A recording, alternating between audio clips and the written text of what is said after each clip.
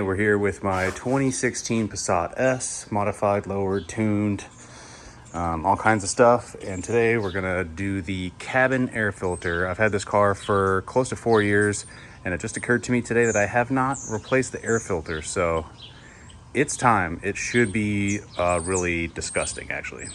It looks like you can get these filters as cheap as about 10 bucks, probably on Amazon.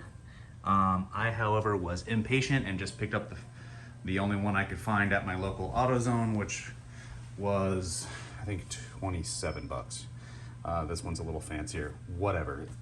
The process is the same. So yeah, we'll go ahead and get the old nasty one out and put the fresh one in and kind of show how disgusting I'm sure the original one is. And while we're at it, we'll just mention, if you drive one of these or a Jetta and you have interest in maintenance and modification, maybe check my channel out and subscribe.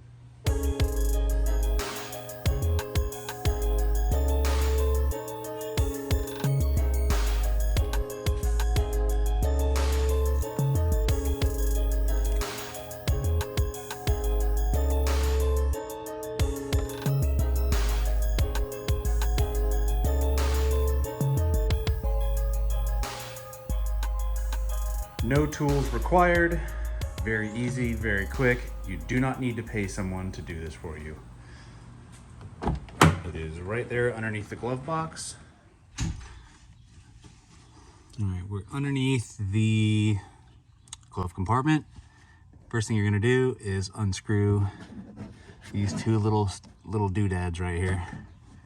It's really all that's holding it in place. This is just kind of a flexible sheet of plastic, basically. Oh, I'm turning it the wrong way. I was tightening it down. Don't do that. And you gotta be careful with these because these are just little plastic screws. They will strip out or break easily, so be gentle with them. Oh, see? Okay, set them down so you don't lose them.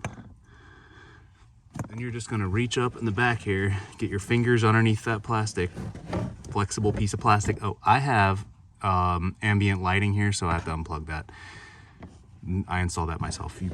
Unless you put something like that in yours, you won't have that. So grab this, just pull it down, get it out of the way. Okay, now we're looking at this thing right here.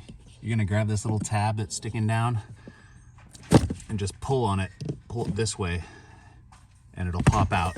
And then you can reach in there and just grab the filter and start working it out. See how nasty, ooh, it's dropping stuff already. Oh, it's nasty. All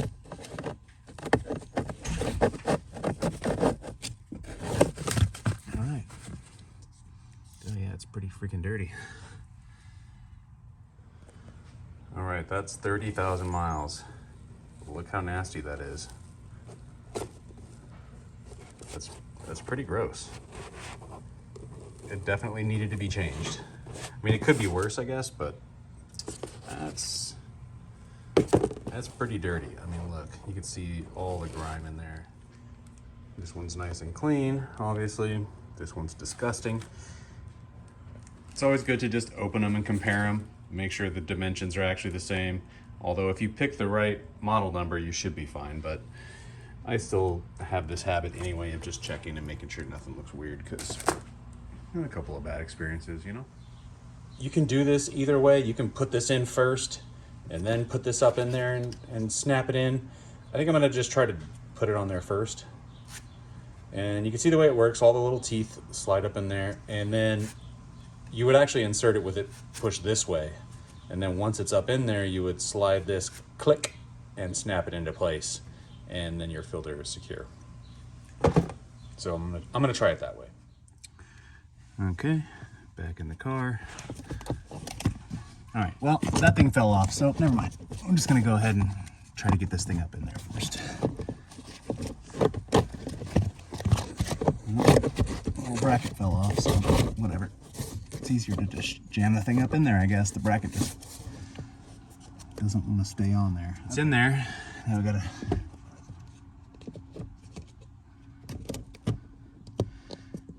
get it sunk up in there.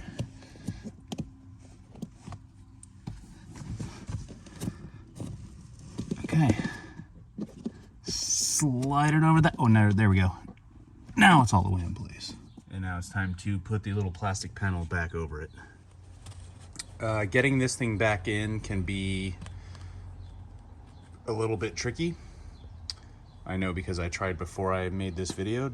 I just, you know, due diligence, make sure I know what I'm doing before I start recording my video. So I think I have the way that I prefer to put it back in figured out. What I'm gonna do is start by feeding it directly straight up between those little plastic tubes and the dashboard here. And you have to push them back a little bit to get it up in there.